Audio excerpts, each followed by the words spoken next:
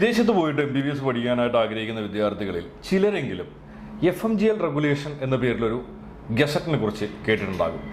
2021 November മാസം 18-ാം തീയതിയാണ് national medical commission വിദേശത്ത് പോയിട്ട് MBBS പഠിക്കാനായിട്ട് വിദ്യാർത്ഥികൾ ചൂസ് ചെയ്യുന്ന കൺട്രി അല്ലെങ്കിൽ യൂണിവേഴ്സിറ്റികൾ എന്തൊക്കെ മാനദണ്ഡങ്ങൾ പാലിച്ചിട്ടുണ്ടാകണം എന്നതുമായി ബന്ധപ്പെട്ടിട്ടുള്ള ഒരു ഗസറ്റ് പബ്ലിഷ് ചെയ്തത്. സോ FMGL റെഗുലേഷൻ പാലിക്കാത്ത ഒരു യൂണിവേഴ്സിറ്റിയോ കൺട്രിയോ ആണ് നമ്മൾ ചൂസ് ചെയ്യുന്നത് എങ്കിൽ തിരിച്ച് ഇന്ത്യയിൽ വന്നതിന് ശേഷം ഇവിടെ നടക്കുന്ന ലൈസൻസിങ് എക്സാം എഴുതി ക്വാളിഫൈ ചെയ്തതിന് ശേഷം ഇന്ത്യയിൽ വർക്ക് ചെയ്യൽ പോസിബിൾ ആവുകയില്ല. FMGL റെഗുലേഷൻ പാലിക്കുന്ന യൂണിവേഴ്സിറ്റികളിൽ പഠിച്ചാൽ മാത്രമേ നമുക്ക് തിരിച്ച് ഇന്ത്യയിൽ വന്നതിന് ശേഷം ഇവിടുത്തെ ലൈസൻസിങ് എക്സാം എഴുതാൻ തന്നെ സാധിക്കുകയുള്ളൂ. സോ FMGL റെഗുലേഷനിൽ മെയിനായിട്ട് പറഞ്ഞിരിക്കുന്ന കാര്യം എന്ന് പറഞ്ഞു കഴിഞ്ഞാൽ നമ്മൾ പഠിക്കുന്ന യൂണിവേഴ്സിറ്റിക്ക് മിനിമം കോഴ്സിൻ്റെ ഡ്യൂറേഷൻ 54 മന്ത്സ് ഉണ്ടാവണം. അതായത് ഇന്ത്യയിൽ നമ്മുടെ MBBSന്റെ കോഴ്സിന്റെ ഡ്യൂറേഷൻ എന്ന് പറയുന്നത് 54 മാസമാണ് കോഴ്സിന്റെ ഡ്യൂറേഷൻ വരുന്നത്, പ്ലസ് 1 ഇയർ ഇന്റേൺഷിപ്പാണ് വരുന്നത്. സോ സെയിം ലൈക്കസ് നമ്മൾ ഏത് രാജ്യത്ത് പോയി പഠിച്ചാലും അവിടെയുള്ള കോഴ്സിന്റെ ഡ്യൂറേഷൻ മിനിമം 54 മന്ത്സ് ഉണ്ടാവണം. അത് കഴിഞ്ഞതിന് ശേഷം നമ്മൾ ഇന്ത്യയിൽ ചെയ്യുന്നത് പോലെ തന്നെ ഇന്ത്യയിൽ എവിടെയാണോ MBBS പഠിക്കുന്നത് ആ സെയിം മെഡിക്കൽ കോളേജിലാണ് നമ്മൾ ഇന്റേൺഷിപ്പും ചെയ്യുന്നത്. അതുപോലെ തന്നെ നമ്മൾ വിദേശത്ത് പോയിട്ട് MBBS പഠിച്ചതിന് ശേഷം നമ്മൾ പഠിക്കുന്ന മെഡിക്കൽ കോളേജിന്റെ ഹോസ്പിറ്റലിൽ തന്നെ നമ്മൾ ഇന്റേൺഷിപ്പും കംപ്ലീറ്റ് ചെയ്യേണ്ടതായിട്ട് ഉണ്ട്.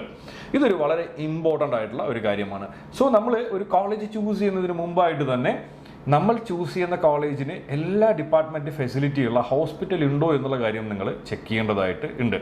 സോ നിങ്ങളിപ്പോൾ കോഴ്സ് പഠിച്ചതിന് ശേഷം ആ സെയിം ഹോസ്പിറ്റലിലല്ല നിങ്ങൾ ഇന്റേൺഷിപ്പ് ചെയ്യുന്നത് എങ്കിൽ നമ്മുടെ ഡിഗ്രി എന്താവില്ല, ഇന്ത്യയിൽ വന്നതിന് ശേഷം വാലിഡ് ആവാനായിട്ട് പോകുന്നില്ല. സോ FMGL റെഗുലേഷൻ്റെ ഫസ്റ്റ് കണ്ടീഷൻ തന്നെ പറഞ്ഞേക്കുന്നത് നമ്മുടെ കോഴ്സിൻ്റെ ഡ്യൂറേഷൻ 54 മന്ത്സ് ഉണ്ടാവണം എന്നത് തന്നെയാണ്. ദെൻ രണ്ടാമത്തെ കാര്യം പറഞ്ഞേക്കുന്നത് നമ്മൾ ഏത് ഇൻസ്റ്റിറ്റ്യൂട്ടിലാണോ പഠിക്കുന്നത് ആ ഇൻസ്റ്റിറ്റ്യൂട്ടിൻ്റെ ഹോസ്പിറ്റലിൽ തന്നെ മിനിമം 12 മന്ത്സ് ഇന്റേൺഷിപ്പ് ചെയ്തിട്ടുണ്ടാകണം എന്നുള്ളൊരു കാര്യം കൂടെ പറഞ്ഞിട്ടുണ്ട്. അപ്പം ആദ്യത്തെ 2 മെയിനായിട്ടുള്ള പോയിന്റ്സ് ഈ ഒരു കാര്യമാണ് പറഞ്ഞേക്കുന്നത്. ദെൻ അടുത്ത് പറഞ്ഞേക്കുന്നത് നമ്മുടെ കോഴ്സ് മോഡ് ഓഫ് സ്റ്റഡി ഇംഗ്ലീഷിലായിരിക്കണം എന്നുള്ളൊരു കാര്യം പറഞ്ഞിട്ടുണ്ട്. അതായത് ഫസ്റ്റ് ഇയർ മുതൽ ഫൈനൽ ഇയർ വരെ നമ്മൾ ഇംഗ്ലീഷിലായിരിക്കണം കോഴ്സ് പഠിക്കേണ്ടത് എന്നുള്ള കാര്യം പറഞ്ഞിട്ടുണ്ട്.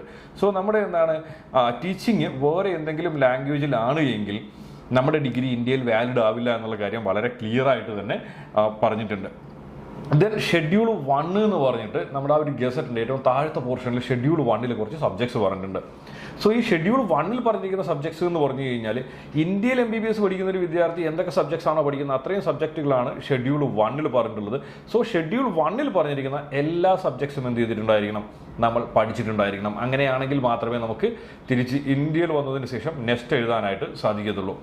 സോ ഇനി മുതൽ നെക്സ്റ്റ് എഴുതാനായിട്ട് ഒരു വിദ്യാർത്ഥി പോകുന്നതിന് മുമ്പായി ഇത്തരത്തിലുള്ള എല്ലാ കാര്യങ്ങളും എന്ത് ചെയ്യുന്നുണ്ടാവും, NMC ചെക്ക് ചെയ്യുന്നുണ്ടാവും. അവരുടെ സിലബസ് എന്താണ്, ദെൻ കോഴ്സിൻ്റെ ഡ്യൂറേഷൻ എന്താണ്, നമ്മൾ പഠിക്കുന്ന കോളേജിന് സ്വന്തമായിട്ട് ഹോസ്പിറ്റൽ ഉണ്ടോ, അവിടെ നിന്നാണ് ഇന്റേൺഷിപ്പ് സർട്ടിഫിക്കറ്റ് ലഭിച്ചിട്ടുള്ളത്, അത് കൂടാണ്ട് നമ്മൾ പഠിച്ചിട്ടിരിക്കുന്നത് ഇംഗ്ലീഷിലാണോ നമ്മുടെ കോഴ്സ് പഠിച്ചിട്ടുള്ളത്, ഇത്തരത്തിലുള്ള എല്ലാ കാര്യങ്ങളും ചെക്ക് ചെയ്തതിന് ശേഷമായിരിക്കും നാഷണൽ മെഡിക്കൽ കമ്മീഷൻ നമ്മളെ നെക്സ്റ്റ് എക്സാം എഴുതാനായിട്ട് അനുവദിക്കാനായിട്ട് പോകുന്നത്. ഇത് കൂടാണ്ട് വളരെ ഇമ്പോർട്ടൻ്റ് ആയിട്ടുള്ള ഒരു കാര്യം കൂടിയാണ് ഈ ഒരു കണ്ടീഷനകത്ത് നാഷണൽ മെഡിക്കൽ കമ്മീഷൻ പറഞ്ഞിട്ടുള്ളത്. ഞാൻ ഈ മേളിൽ പറഞ്ഞ കാര്യങ്ങളൊക്കെ ഏകദേശം ഒരു 90% രാജ്യങ്ങളും 90% യൂണിവേഴ്സിറ്റികളും ഒക്കെ പാലിക്കുന്ന ഒരു കണ്ടീഷനാണ്. പക്ഷേങ്കിൽ ഇതിൽ ഏകദേശം 10% രാജ്യങ്ങൾ പോലും പാലിക്കാത്ത ഒരു കണ്ടീഷനാണ് വളരെ ഇമ്പോർട്ടൻ്റ് ആയിട്ട് നാഷണൽ മെഡിക്കൽ കമ്മീഷൻ പറഞ്ഞിരിക്കുന്നത്. അതിൽ പറഞ്ഞിരിക്കുന്ന കാര്യം എന്ന് പറഞ്ഞു കഴിഞ്ഞാൽ നമ്മൾ ഏത് രാജ്യത്താണോ പഠിക്കുന്നത് നമുക്ക് ഏത് രാജ്യത്ത് വേണമെങ്കിലും പോയി പഠിക്കാം, അല്ലെങ്കിൽ ഏത് യൂണിവേഴ്സിറ്റി വേണമെങ്കിലും ചൂസ് ചെയ്യാം, അതിനകത്ത് പ്രോബ്ലം ഇല്ല. നമ്മൾ ഏത് രാജ്യത്താണോ പഠിക്കുന്നത് ആ രാജ്യത്തിൽ നമുക്ക് പ്രൊഫഷണൽ റെഗുലേറ്ററി ബോഡിയുടെ രജിസ്ട്രേഷൻ കിട്ടണം, ഇല്ല എങ്കിൽ നമുക്ക് അവിടെ പ്രാക്ടീസിങ് ലൈസൻസ് കിട്ടണം. ഇപ്പോൾ പ്രൊഫഷണൽ റെഗുലേറ്ററി ബോഡി എന്ന് പറഞ്ഞു കഴിഞ്ഞാൽ ഇപ്പോൾ ഇന്ത്യയിലെ പ്രൊഫഷണൽ റെഗുലേറ്ററി ബോഡി എന്ന് പറയുന്നത് നാഷണൽ മെഡിക്കൽ കമ്മീഷനാണ്, NMC ആണ് ഇന്ത്യയിലെ പ്രൊഫഷണൽ റെഗുലേറ്ററി ബോഡി എന്ന് പറയുന്നത്. സോ അതുപോലെ അവിടുത്തെ ഓരോ രാജ്യത്തിൻ്റെയും മെഡിക്കൽ എഡ്യൂക്കേഷനെ കൺട്രോൾ ചെയ്യുന്ന ഒരു പ്രൊഫഷണൽ റെഗുലേറ്ററി ബോഡി ഉണ്ടാവും. So after completion of the course നമുക്ക് എന്ത് കിട്ടണം, ആ പ്രൊഫഷണൽ റെഗുലേറ്ററി ബോഡിയുടെ രജിസ്ട്രേഷൻ കിട്ടണം. ഇല്ല എങ്കിൽ നമ്മൾ ഏത് രാജ്യത്താണോ പഠിക്കുന്നത് ആ രാജ്യത്തിൻ്റെ വർക്കിംഗ് ലൈസൻസ്, പ്രാക്ടീസിങ് ലൈസൻസ് നമുക്ക് ലഭിക്കേണ്ടതായിട്ടുണ്ട്. സോ ഈ ഒരു കണ്ടീഷനിൽ വരുന്ന സമയത്താണ് പല രാജ്യങ്ങളും ഈ ഒരു കണ്ടീഷൻ പാലിക്കുന്നില്ല. സോ നമ്മളൊരു രാജ്യം ചൂസ് ചെയ്യുന്നതിന് മുമ്പായിട്ട് മെയിനായിട്ട് നമ്മൾ നോക്കേണ്ടതെന്ന് പറഞ്ഞു കഴിഞ്ഞാൽ നമ്മൾ പോകുന്ന രാജ്യത്തിൽ നമ്മൾ MBBS പഠിച്ചു കഴിഞ്ഞാൽ ആ രാജ്യത്തിൽ നമുക്ക് ലൈസൻസ് ലഭിക്കുമോ എന്നുള്ള കാര്യം നിങ്ങൾ നോക്കുക, ഇല്ലെങ്കിൽ അവിടെ രജിസ്ട്രേഷൻ ലഭിക്കുമോ എന്നുള്ള കാര്യം നിങ്ങൾ വളരെ ഒബ്സർവേറ്റീവായിട്ട് തന്നെ നിങ്ങൾ നോക്കേണ്ടതായിട്ട് ഉണ്ട്. സോ ഇതുമായി ബന്ധപ്പെട്ടിട്ട് അതിനുശേഷം ഇന്ത്യയിൽ നിന്ന് MBBS പഠിക്കാനായിട്ട് വിദ്യാർത്ഥികൾ പോകുന്ന രാജ്യങ്ങളിലെ ഇന്ത്യൻ എംബസികൾ ഇതുമായി ബന്ധപ്പെട്ട് ഒരുപാട് നോട്ടിഫിക്കേഷൻസ് അവരുടെ വെബ്സൈറ്റിലൊക്കെ ഇട്ടിട്ടുണ്ട്. സോ നിങ്ങൾ ചെയ്യേണ്ട കാര്യം എന്ന് പറഞ്ഞാൽ നിങ്ങളിപ്പോൾ ഒരു രാജ്യം ചൂസ് ചെയ്യുകയാണെങ്കിൽ ആ രാജ്യത്തിലുള്ള ഇന്ത്യൻ എംബസിയുടെ വെബ്സൈറ്റിൽ പോയതിനു ശേഷം നിങ്ങൾക്ക് ഇത്തരം കാര്യങ്ങൾ ചെക്ക് ചെയ്ത് നോക്കാവുന്നതാണ്. ഇപ്പോൾ ഏത് രാജ്യം എടുത്താലും എന്താണ് അവരുടെ എംബസിയുടെ വെബ്സൈറ്റിനകത്ത് എഡ്യൂക്കേഷൻ അല്ലെങ്കിൽ കൗൺസിലർ സർവീസ് എന്ന് പറയുന്ന ഒരു ഓപ്ഷൻ ഉണ്ടാവും. അതിൻ്റെ ഉള്ളിൽ നിങ്ങൾ കയറി കഴിഞ്ഞാൽ ഇത്തരത്തിലുള്ള നോട്ടിഫിക്കേഷൻസ് നിങ്ങൾക്ക് കാണാനായിട്ട് സാധിക്കും. ഇപ്പോൾ കൂടുതലായിട്ട് കേരളത്തിൽ നിന്ന് വിദ്യാർത്ഥികൾ ഇന്ന് MBBS പഠിക്കാനായിട്ട് പോകുന്നതെന്ന് പറഞ്ഞാൽ ജോർജിയ, ഉസ്ബെക്കിസ്ഥാൻ, റഷ്യ ഇതുപോലുള്ള രാജ്യങ്ങളാണ്. അപ്പോൾ ഈ പറയുന്ന രാജ്യങ്ങളിലെ ഇന്ത്യൻ എംബസികൾ എല്ലാവരും തന്നെ എന്ത് ചെയ്തിട്ടുണ്ട്, ഇതുമായി ബന്ധപ്പെട്ടുള്ള നോട്ടിഫിക്കേഷൻസ് ഓൾറെഡി പബ്ലിഷ് ചെയ്തിട്ടുണ്ട്. സോ ഈ ഒരു നോട്ടിഫിക്കേഷൻസ് നിങ്ങൾ നോക്കി കഴിഞ്ഞു കഴിഞ്ഞാൽ നിങ്ങൾക്ക് ആ രാജ്യത്ത് പോയിട്ട് MBBS പഠിച്ചതിന് ശേഷം വാലിഡ് ആയിട്ട് തിരിച്ച് ഇന്ത്യയിൽ വന്നിട്ട് ഇവിടുത്തെ നെക്സ്റ്റ് എക്സാം എഴുതി ഇവിടെ വർക്ക് ചെയ്യാൻ സാധിക്കുമോ എന്നുള്ള കാര്യം നിങ്ങൾക്ക് വളരെ കൃത്യമായിട്ട് തന്നെ നിങ്ങൾക്ക് അറിയാനായിട്ട് സാധിക്കും. സോ നമ്മൾ പണ്ടൊക്കെ എന്താണ് വിദേശത്ത് പോയിട്ട് MBBS പഠിക്കുന്ന സമയത്ത് നമ്മൾ ചെക്ക് ചെയ്യുന്നൊരു കാര്യം എന്ന് പറഞ്ഞു കഴിഞ്ഞാൽ നമ്മൾ എന്താണ് അവിടുത്തെ കോളേജ് നല്ലതാണോ അല്ലെങ്കിൽ അവിടെ എന്താണ് നല്ല പേഷ്യൻസ് ഉണ്ടോ, ഇത്തരം കാര്യങ്ങളൊക്കെ നോക്കിയതിന് ശേഷമാണ് നമ്മളൊരു കോളേജ് ചൂസ് ചെയ്യുന്നത്. പക്ഷേ ഇപ്പോഴെന്ന് പറഞ്ഞു കഴിഞ്ഞാൽ നാഷണൽ മെഡിക്കൽ കമ്മീഷൻ്റെ നിയമമാണ് വളരെ ഇമ്പോർട്ടൻ്റ് ആയിട്ടുള്ളത്. സോ ഈ ഒരു 5 കണ്ടീഷൻസ് പാലിക്കാത്തൊരു കൺട്രി അല്ലെങ്കിൽ ഈ ഒരു 5 കണ്ടീഷൻസ് പാലിക്കാത്തൊരു യൂണിവേഴ്സിറ്റിയിലാണ് നിങ്ങൾ പോയി പഠിക്കുന്നത് എങ്കിലും നിങ്ങൾക്ക് തിരിച്ച് ഇന്ത്യയിൽ വന്ന് വർക്ക് ചെയ്യൽ ഒരിക്കലും പോസിബിൾ ആവാനായിട്ട് പോകുന്നില്ല. ഇനി ഇതിനകത്ത് വളരെ ഇമ്പോർട്ടൻ്റ് ആയിട്ട് വേറൊരു കാര്യം എന്ന് പറഞ്ഞു കഴിഞ്ഞാൽ ഇപ്പോൾ ഇനി വരാൻ പോകുന്നത് നെക്സ്റ്റ് എന്ന് പറഞ്ഞ എക്സാം ആണെന്നുള്ള കാര്യം നിങ്ങൾക്ക് എല്ലാവർക്കും അറിയാലോ. സോ നെക്സ്റ്റ് എക്സാമിനേഷനുമായി ബന്ധപ്പെട്ടിട്ട് ഉള്ളൊരു നോട്ടിഫിക്കേഷൻ എന്ന് പറഞ്ഞു കഴിഞ്ഞാൽ നമ്മൾ MBBS ജോയിൻ ചെയ്തതിന് ശേഷം 10 വർഷത്തിനുള്ളിൽ നമ്മൾ നെക്സ്റ്റ് എഴുതി പാസ്സാവേണ്ടതായിട്ട് ഉണ്ട്. സോ ഇപ്പോൾ നിങ്ങൾ ഒരു കൺട്രി ചൂസ് ചെയ്തു, ആ കൺട്രിയുടെ കോഴ്സിൻ്റെ ഡ്യൂറേഷൻ മേ ബി 6 years ആണ്.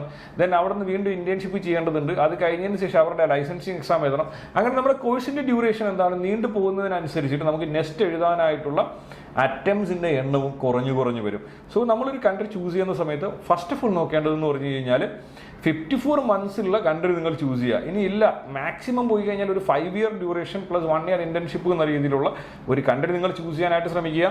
പ്ലസ് എന്താണ് വേറെ എക്സാമിനേഷൻസോ അല്ലെങ്കിൽ വേറെ മാനദണ്ഡങ്ങളോ ഒന്നുമില്ലാണ്ട് നമുക്ക് എന്താണ് പ്രാക്ടീസിങ് ലൈസൻസ് കിട്ടുന്ന കൺട്രി കൂടെയാണ് എങ്കിൽ വളരെ ഈസി ആയിട്ട് നിങ്ങൾക്ക് എന്ത് ചെയ്യാൻ പറ്റും, തിരിച്ച് ഇന്ത്യയിൽ വന്നിട്ട് നെക്സ്റ്റ് എക്സാം എഴുതി നിങ്ങൾക്ക് ഇവിടെ പ്രാക്ടീസ് ചെയ്യാനായിട്ട് സാധിക്കും. സോ വിദേശത്ത് പോയിട്ട് MBBS പഠിക്കാനായിട്ട് നിങ്ങൾ ആഗ്രഹിക്കുന്നുണ്ട് എങ്കിൽ ഒരു കൺട്രി ചൂസ് ചെയ്യുന്ന സമയത്ത് ആ ഒരു കൺട്രി NMC ഗസറ്റ് പാലിക്കുന്നുണ്ടോ എന്നതുമായിട്ട് നിങ്ങൾക്ക് ഡൗട്ട്സോ കാര്യങ്ങളൊക്കെ ഉണ്ട് എങ്കിൽ എന്ത് ചെയ്യുക, ഉറപ്പായി നിങ്ങൾ സ്ക്രീനിൽ കാണുന്ന നമ്പറിൽ നിങ്ങൾ കോൺടാക്ട് ചെയ്യുക. ഏതൊക്കെ രാജ്യങ്ങളാണ് NMC ഗസറ്റ് പാലിക്കുന്നത്, ഇതിന് NMC ഗസറ്റ് പാലിക്കാത്ത രാജ്യങ്ങൾ ഏതൊക്കെയാണ് എന്നതുമായിട്ട് ബന്ധപ്പെട്ടുള്ള വളരെ ഡീറ്റെയിൽ ആയിട്ടുള്ള ഇൻഫർമേഷൻ ഞാൻ നിങ്ങളുമായിട്ട് ഷെയർ ചെയ്യുന്നതായിരിക്കും. സോ എബ്രോഡ് MBBSുമായി ബന്ധപ്പെട്ട് നമ്മൾ കണ്ടിന്യൂസ് ആയിട്ട് അപ്ലോഡ് ചെയ്യുന്ന വീഡിയോസ് കാണാനായി മറക്കാണ്ട് ചാനൽ സബ്സ്ക്രൈബ് ചെയ്യുക. പുതിയൊരു വീഡിയോയിൽ നല്ലൊരു അടിപൊളി ടോപ്പിക്കുമായി കാണുന്നവരേക്കും എല്ലാ കൂട്ടുകാർക്കും ബൈ ബൈ.